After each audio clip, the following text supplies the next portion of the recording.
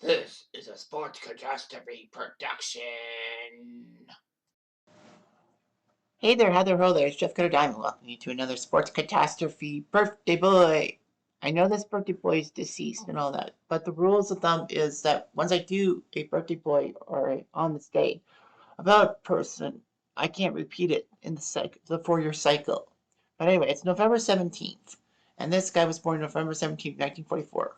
One of the most iconic players in Mets history, probably the most iconic player in Mets history. He also pitched for Cincy, Chicago with the White Sox and the Bo Sox. He's a legend for the Mets. And at the time, well, in 92, when he got to the Baseball Hall of Fame, it was with the highest percentage of votes ever recorded until Ken Griffey Jr. got in by unanimous decision. Anyway, he has a Mets hat on this plaque in the Hall of Fame alongside only Mike Piazza. His number was retired in 1988, and he's a legend. His name, Tom Seaver, who was born November 17th, 1944. So Seaver was born in Fresno to his parents and was a good pitcher and all that. He had great control on the mound, compensating for his lack of size and strength. He went to the Marine Corps Reserve June 1962 and served till July 1963. He was actually a part-time member of the Marine Corps Reserve till 1970 when his commitment ended. Anyway, USC would recruit him to play college baseball. USC sent him to Alaska to pitch in the Alaska League before his college season and all that. So he did his job and all that. USC awarded him a scholarship after his job in Alaska League. As a sophomore, he was 10-2 for the Trojans and selected in the 10th round of the baseball draft by the LA Dodgers. Seaver thought he was worth $70,000 and asked for it. However, the Dodgers were willing to give him only $2,000. Seaver balked and then signed with the Braves, who signed him in the January draft, 20th overall. However, the contract was voided by Commissioner Spike Eckert because USC played 2 exhibition games that year, although Seaver had not participated. He had intended to finish the college season, but because he signed a pro contract, the NCAA ruled him ineligible.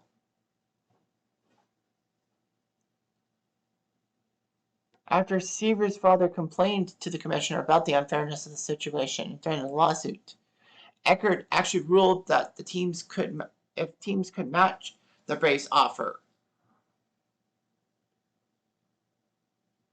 then what would happen is he would pick a team out of a hat. And that's who Seaver could be for. So the Braves had certain terms. The Mets, the Phillies, and the Indians all could match the Braves' terms. So Eckert drew out of a hat the name the New York Mets, and that's how Tom Seaver became a New York Met by some strange coincidences. So he went to AAA for 1966 and was made a Met on the main roster in 1967. Got to the All-Star game and actually got the save by pitching the 15th inning. In his rookie season, he won 16 games for the last place Mets and was named Rookie of the Year. I mean, why wouldn't he be? Anyway.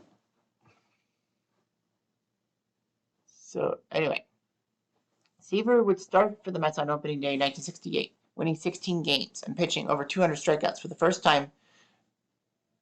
It wouldn't be the last time, as for 9 consecutive seasons he had 200 strikeouts. However, the Mets were second last in the National League only. But 1969 was a magical season for a lot of people, including Seaver. He won 25 games, winning 9 consecutive complete game victories. And somehow, in some way, the New York Mets went from bottom feeders in the National League all the way to first place in the NL East. He won the Cy Young, Seaver did, and almost won the MVP as well, but Willie McCovey got that. Seaver actually nearly threw a perfect game in July 1969, 8 1/3 innings, but Jim Qualls, a backup outfielder for the Cubs, broke it up with a clean single to left field.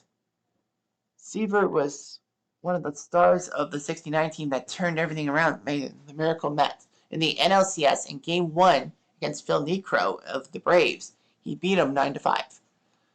Mets swept the LCS and then went to the World Series. Game 1, Seaver pitched in Baltimore for Game 1. Unfortunately, Mike Cuellar outdueled him for a 4-1 win. Nevertheless, Seaver pitched Game 4 and pitched all 10 innings of Game 4, which was big for a few reasons. Number one was the a couple of plays by AG and Cleon Jones that actually saved the Orioles from winning the game.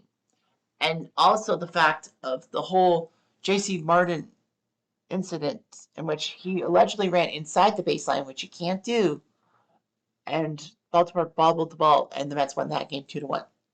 Seaver was named the top professional athlete of the year and got the Hickok belt, and was named Sportsman of the Year by Sports Illustrated. Seaver would actually strike out the final 10 batters in a game in San Diego, April 1970. All that. Seaver, by doing that, got to 19 strikeouts, which tied Steve Carlton's major league record at the time for 19 strikeouts in a 9-inning game. Kerry Wood, Randy Johnson, Max Scherzer, and Roger Clemens would get 20 strikeout games. I forgot about Max Scherzer having a 20 strikeout game, to be honest with you. I knew about Kerry Wood. Randy Johnson's was kind of, it was in 9 innings, but the game didn't go 9 innings. It went 11. Regardless. Anyway, Seaver was 17-6 by mid-August. Unfortunately, though, he bobbled things near the end of the season and only won 18 games. Nevertheless, he was the ERA and strikeouts champion of the National League. In 1971, he once again led in ERA and strikeouts, winning 20 games. Unfortunately, though, he was unfairly given second place in the Cy Young balloting. But the fact of the matter is, it was to Fergie Jenkins of the Cubs, and it was a Canadian winning the Cy Young. But, I mean, Seaver kind of did deserve it. Seaver would do well. 4 more 20-win seasons and all that.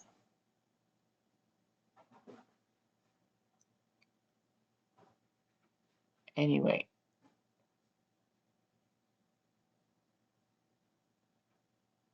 It was just all that. Seaver did his good job and all that. Seaver was hoping to win Game 6 against the A's and get the Mets the World Series title, but he fumbled it. However, Seaver would have contract negotiation problems and all that. By 1977, Seaver would have negotiated his contract to bring his salary in line with other pitchers' earning, but Chairman of the Board, Donald Grant, refused to do it. He was even given carte blanche by Mets management. Well, New York Daily columnist Dick Young regularly wrote negative columns about Seaver's seemingly greedy demands. Seaver attempted to go to the team owner and negotiate a 3-year contract extension. But before the contract could be signed, Young did another story that said that Seaver was goaded by his wife to ask for more money because she was envious of Nolan Ryan and his contract in California and all that.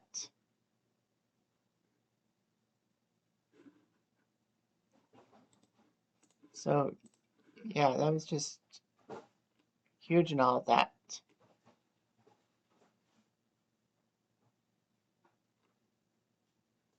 Unfortunately, he had a massive Seaver feud and all of that.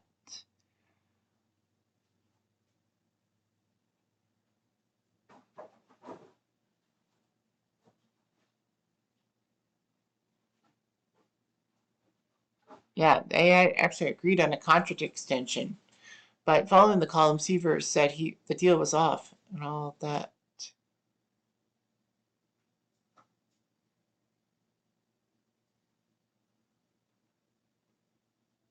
Yeah, he vilified. There was, I think, some greediness by Dick Young. So anyway, Seaver said he would back off and be asked to be traded. So the Mets traded Seaver to Cincinnati for Pat Zachary and 3 guys who didn't really amount to much. The Mets also got rid of Dave Kingman, who was struggling, but he still had some pop in his bat. So anyway, Seaver would actually go on a 14-3 tear with the Reds, practically making the Mets fans waver in disappointment. Seaver even pitched an emotional 5-1 win over the Mets at Shea Stadium. He got a lengthy ovation in the All-Star game.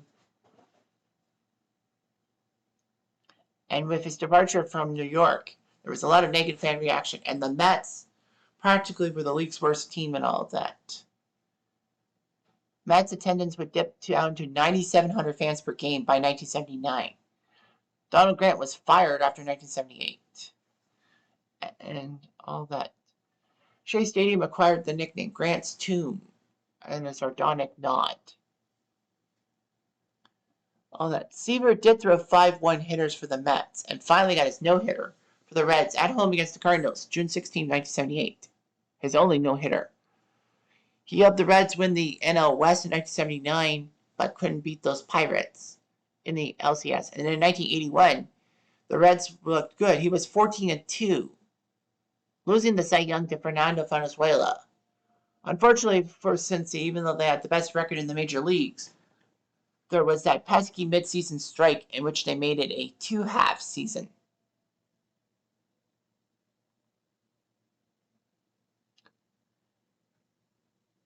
And anyway, the Reds didn't win any of the 2 halves, so they had to sit out. And in 1982, the Reds stumbled to their first 100-loss season in team history, in modern team history, I should say. And Seaver got injured. So regardless, in 6 seasons with the Reds, he went 75-46. There would be happy times for Met fans because the Mets actually got Seaver back from the Reds for Charlie Puleo, future Major League Manager Lloyd McClendon, and Jason Feliz. So he started opening day 1983 for the Mets against the Phillies and actually did well, shutting them out for a while in a 2-0 win. Unfortunately, it was 9-14. The Mets would exercise the option on the contract, so meaning that he was not going to stay in the Mets past that one season. So in 12 seasons with the Mets, in 2 stints, he had 198 wins with the Mets, which was pretty good. 3 Cy Youngs, World Series ring, and the Rookie of the Year. The White Sox decided to take a chance on Seaver and claimed him in the free agent compensation draft. The Mets actually left him off the protected list for the compensation draft, thinking that no one was going to take the 39-year-old pitcher. Wrong out. The White Sox took a chance. He pitched 2.5 years with the White Sox and did his job. He actually got his 300th win at Yankee Stadium for the White Sox against the Yankees, throwing a complete game 4-1 victory with Lindsey Nelson in the booth. I believe that was the same day as Rod Carew's 3,000 hit. I think they talked about it. Seaver did start on opening day in 1986 for the White Sox. And in 3 seasons with the team, he was 33-28. But the White Sox decided to trade Seaver to Boston mid-season for Steve Psycho Lyons. Got that guy. Unfortunately, a knee injury prevented Seaver from appearing in the playoffs and all that. Ironically, he would have been in the World Series pitching against his former team, the Mets. However, he was given a player introduction prior to Game 1, and he got a massive ovation and all that. Roger Clemens even said that the time he shared with Seaver in that half season actually helped him become the transition from flamethrower to normal pitcher. Seaver did not get a Red Sox offer. The Red Sox offered $500,000 for the 1987 season, even though that he was making $1 million, but Seaver declined. He went 5-7 with the Mets in 16, the Bull Sox in 16 starts and all that. The Mets actually asked Seaver to come back and maybe play for them. Even though he didn't sign a contract, he joined the club June 6th and went to an exhibition game against AAA. He practically decided to announce his retirement. But that wasn't so bad. Ole Seaver and the big train Walter Johnson have 300 wins, 3,000 strikeouts, and an ERA under 3. His 16 opening day starts are an MLB record. He was 3rd on the strikeout list at the time of his retirement. Now he's 6th, which isn't that bad.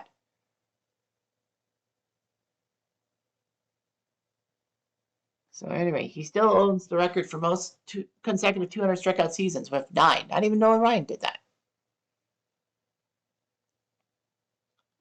So he won 311 games in his career with the Mets, Reds, White Sox, and Red Sox.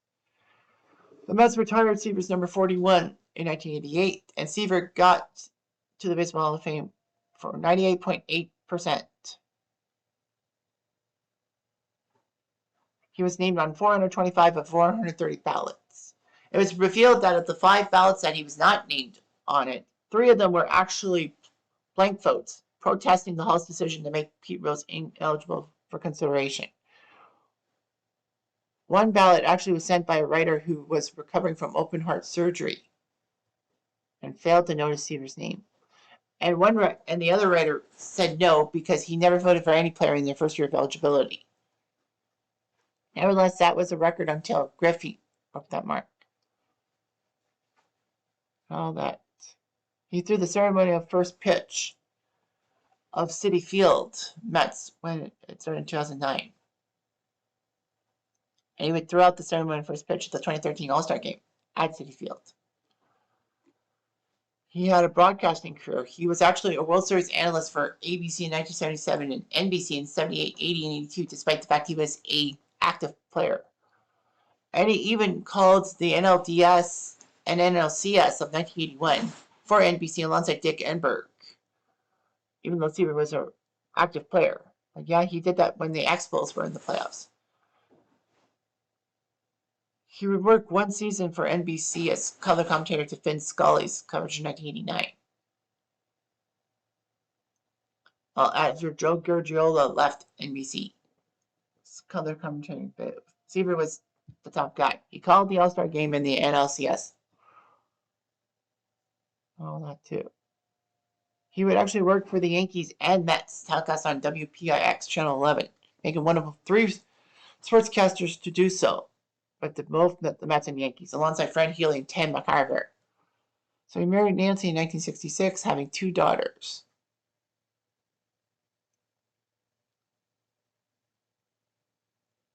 In 2013, a lot of people said he suffered from memory loss, not remembering a lot of things, and had symptoms of sleep disorder, nausea, and chemical imbalance.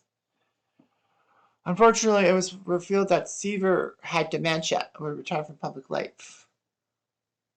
And on August 31st, 2020, alongside COVID-19, he had the Lewy body dementia. He died from it at age 75. So it was just unbelievable what could happen. But yeah, Tom Seaver deserved to get in the Hall of Fame in his first year of eligibility. He deserves to be called the best Mets player of all time. He deserves all the accolades he can get. And that's saying something. Anyway, I'm Jeff Diamond. I do.